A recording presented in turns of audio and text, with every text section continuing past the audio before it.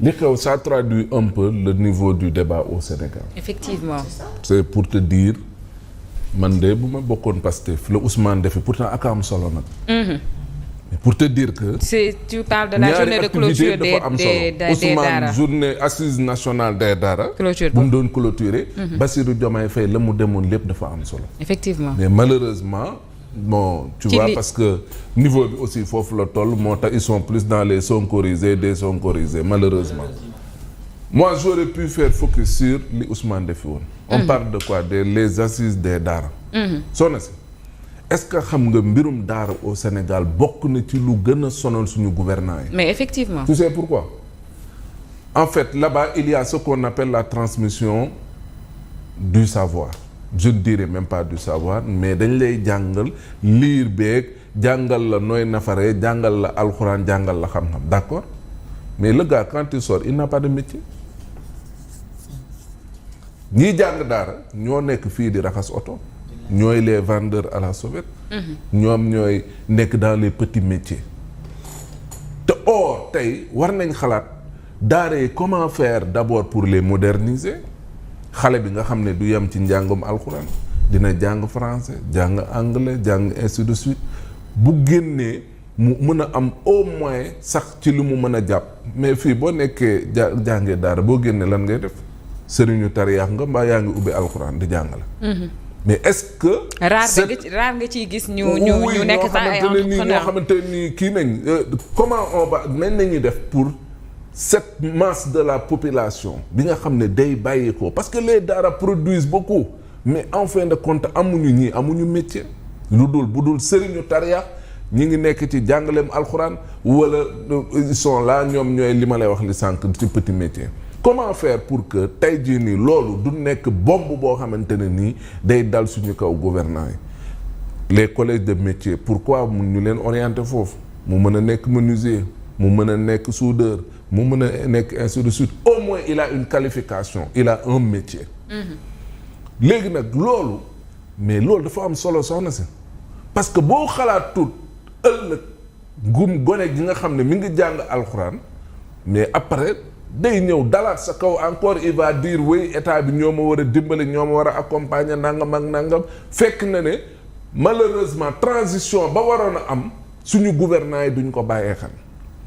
te tey ku génn Daara jàng nga alxuraan jàng nga xam-xam d'accord mais est-ce que tu as un savoir-faire.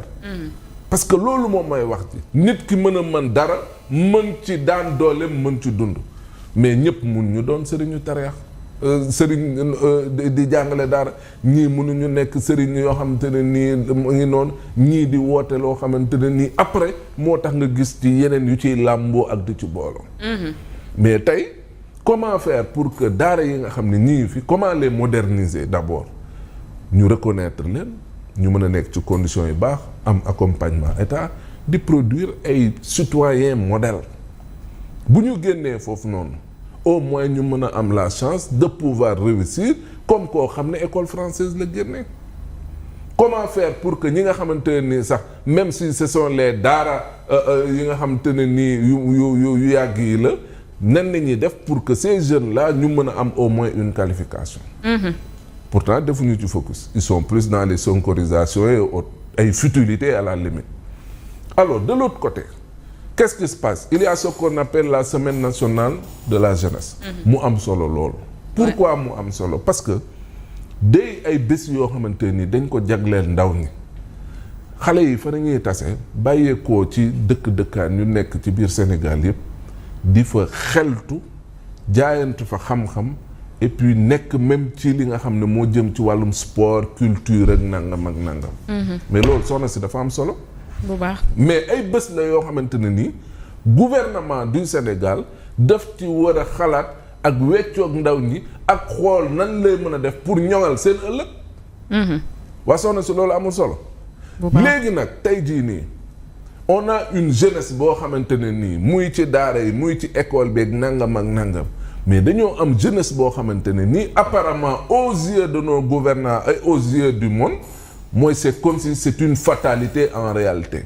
Or tey Sénégal dooleem moom mooy lan mooy jeunesse am nan la mën a def pour que lii mu jàppee tey fatalité comment faire pour ñu transformer ko en opportunité pour mu mën a servir dëkk ba mais dëkk ba mën a développer wu Fall parce que loolu tamit moom mooy wax ji il ne s'agit pas de regrouper des jeunes wala nangam ak nangam tàccu leen fecc leen après yëpp ñu dem ci yoon non il y a un problème qui est là muy le chômage des jeunes xale yi dañoo sonn amuñu xëy xale yi dañuy jàng ba bëgg a dee pour devenir des chômeurs maintenant ces occasions là dafay war a mën a permettre ñu cogiter xool tey suñu avenir doom lan la war a doon lan nañu war a mën a def pour xale yi kat mën bu ñu jàngee ba pare war a mën a am liggéey ñi amagul liggéey ñi seen xel neexul ñëpp mënuñu excellent normal mais comment faire pour xale yooyu ñu jox leen ñu mën a am métier. mais réew bu ñëpp amee métier ñii nekk administration nekk feneen ak feneen mais loolu moom mooy développer réew justement. c'est important donc c'est pour dire en quelque sorte pour ñu mën a comprendre solos li nga xamante ne nii tey ñoom ñaar ñëpp moom nañ doon def mais malheureusement c'est le niveau de débat. waa Pastef li leen gën a intéressé ak li leen gën a kii mooy Ousmane toj na fële Diomaye yuuxu nañ ko fële et puis moo tax réew mi toll fii mu toll.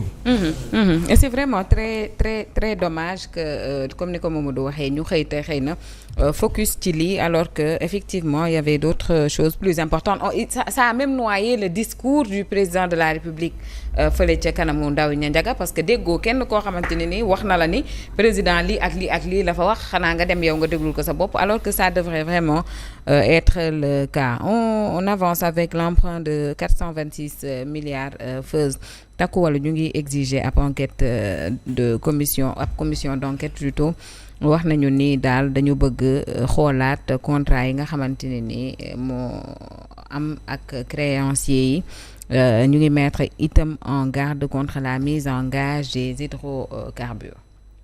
buñ ko deful woon mu jaaxal ñu dina fi satu bor bii ñu leb te xamuñu lan la ñu gazé mais ñu wax ñu ko moo gën.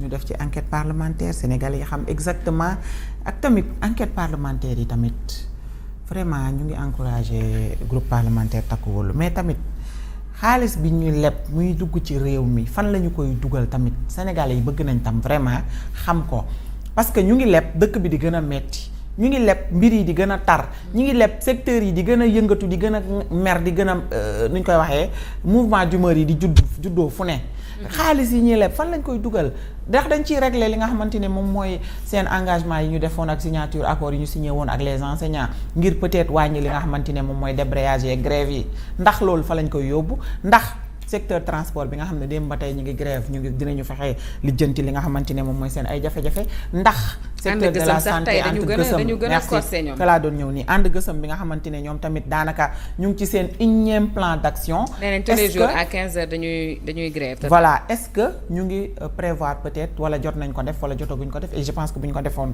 du ñu wéy di fësal seen ay plan d'action yi ni mel moi je pense que nguur buy leb c'est pour fatt yenn trou yi nga xamante ne moom mooy am ci ay jafe-jafe moom mooy peut-être gisuñu investissement d'accord amul problème investir ñu ñoom xam naa ne moom 5 ans yi moom gëw ma ne investissement moom maanaam pose première pierre ak lu réew mi askan wi lu ñuy sentir gëw ma ne dina am ci mandat bii mais au moins na fi au moins ñu régler situation yenn secteurs yi réew mi avancer tuuti. ñu dox mais réew mi fi mu taxaw rek fa la taxaw donc